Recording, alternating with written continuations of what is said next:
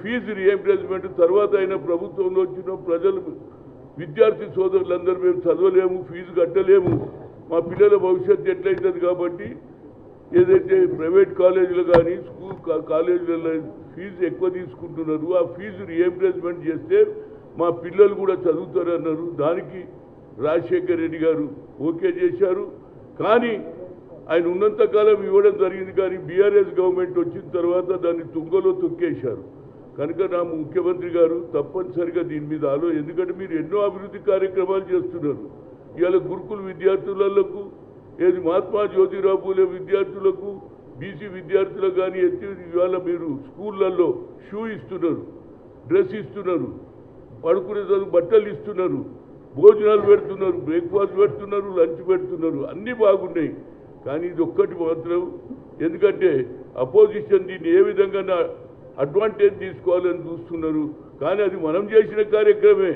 మరి కొత్త కార్యక్రమం అడుగుతారు. మీరు ఇన్ని ఇండస్ట్రీస్ వస్తున్నాయి, ఎవరు చూడు తెలంగాణకు రావాలి, ప్రతి ఇండస్ట్రీ వాళ్ళు ఇక్కడ పెట్టుబడులు పెట్టాలి, ఇక్కడ ఉద్యోగాలు ఇవ్వాలని ఆయన అవకాశం కల్పించడమే కాకుండా న్యూ సిటీ అదేవిధంగా స్పోర్ట్స్ సిటీ కూడా చేస్తుంది. కాబట్టి నా ఉద్దేశంలో ఇవాళ ప్రైవేట్ స్కూల్ ఏదైతే ఉన్నాయో గవర్నమెంట్ ఏది ప్రైవేట్ ఇళ్లలో ఉన్నాయి,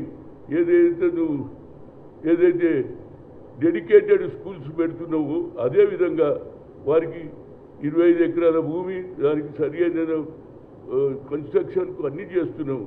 కనుక ఈ ప్రైవేటులలో ఉన్న ఇళ్లలో కంటే ప్రతి ఏదైతే స్కూల్ ఉన్నారో మహాత్మా జ్యోతిరావు పూలే గురుకుల స్కూళ్ళకు దానికి కూడా ఒక 4-5 ఎకరాలు మీరు ఇవ్వగలిగితే పిల్లలు ఆడతారు, మంచిగా చదువుతారు, హాస్టల్లో ఉంటారు అనేది నా ఉద్దేశం. దీంతో పాటు there is a big demand ఉన్నదండి.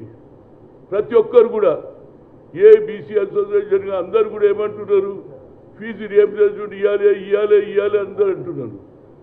ఈ అన్ని పార్టీలు కూడా మొదలుపెట్టినాయి. కనుక నా ఉద్దేశంలో మా డిప్యూటీ సీఎం అయినటువంటి బట్టి విక్రమార్క తాను ఏమంటాడంటే నేను రాజశేఖర్ రెడ్డి శిష్యుడు అంటాడు, రాజశేఖర్ రెడ్డి ఆలోచన అంటాడు. కాబట్టి ఆయన అదేవిధంగా ముఖ్యమంత్రి గారు ఇద్దరు కలిసి తప్పనిసరిగా అంచెలంచెలుగా ఇది బాగా నా మీద ఒత్తిడి పెరుగుతుంది. ఎందుకంటే నేను మొదటి నుంచి ఓబీసీల గురించి కొట్లాడా, కేంద్రంలో కొట్లాడా, ఐఐఎంలో రిజర్వేషన్ లేదని సుప్రీంకోర్టు కొట్టేస్తే నేను సోనియా గాంధీ దగ్గర పోయినా, madam talent is not anybody's property, God has given everybody but we should give opportunity అన్నా. ఏం చేయాలమ్మా, మా దగ్గర కూడా టాలెంట్ ఉన్నది. కానీ ఇవాళ సుప్రీంకోర్టు కొట్టేసిన తర్వాత ఆల్టర్నేట్ ఓన్లీ పార్లమెంట్ కాబట్టి why don't you put a word to the doctor Manmohan Singh is the prime minister అంటే చెప్పింది, బిల్లు పాస్ అయింది. అన్ని పార్లమెంట్ సెగ్మెంట్లో అసెంబ్లీ మా సంఖ్య ఎక్కువ బీసీలది. కనుక ప్రతి ఒక్కరు కూడా బీసీలకు అన్యాయం జరుగుతూ పాస్ అయింది. ఆనాడు ఉన్నటువంటి మాయావతి కావచ్చు, శరద్ పవార్ కావచ్చు, మమతా కావచ్చు, అన్ని పార్టీల వాళ్ళు మద్దతు ఇస్తే పాస్ అయింది. ఇవాళ ఒక్కొక్కడు 1,40,000 జీతం సంపాదించుండు యాజ్ ఎ ఇంజనీర్గా ఐఐటీలో. అదేవిధంగా All India Institute of Medical సైన్సెస్లో డాక్టర్లు అవుతున్నారు. ఇవాళ మీరు ఈ ఫీజు అన్నీ చేస్తున్నావు.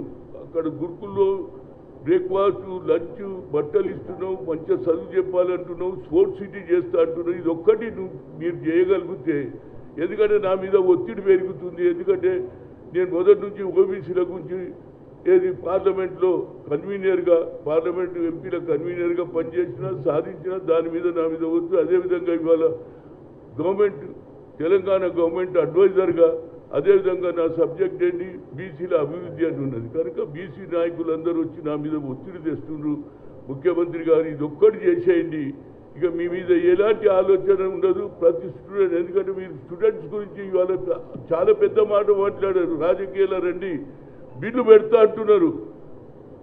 పార్లమెంట్ అసెంబ్లీలో 21 ఏళ్ళకే చేయాలి, 25 తక్కువ చేయమంటున్నారు. ఏ విధంగా రాజీవ్ గాంధీ 18 ఏళ్ళకే ఓటు హక్కున్నాడో అదే ఆలోచన నీది. కాబట్టి తప్పనిసరిగా అటు ముఖ్యమంత్రి ఇక్కడ డిప్యూటీ సీఎం గారు ఇద్దరు కూడా తప్పనిసరిగా అంచెలంచెలుగా ఫీజు రీఎంబర్స్మెంట్ ఇస్తే పిల్లలు కూడా బాగా చదువుతారు. లేకపోతే ఈ ఫీజు ఇవ్వకపోతే అది సర్టిఫికెట్ ఇయ్యరు, పిల్లలు స్కూల్కి పోలేరు, కాలేజీకి పోలేరు, వాళ్ళ జీవితం పోతుంది. మళ్ళా దేనికి అలవాటు అవుతారంటే ఆలోచన లో మార్పు వచ్చినప్పుడు తాగేతందుకు అలవాటు అవుతారు, లేకుంటే డ్రగ్స్కు అలవాటు అవుతారు. కాబట్టి ముఖ్యమంత్రి గారు ఎన్నో అభివృద్ధి కార్యక్రమాలు చేస్తున్నారు.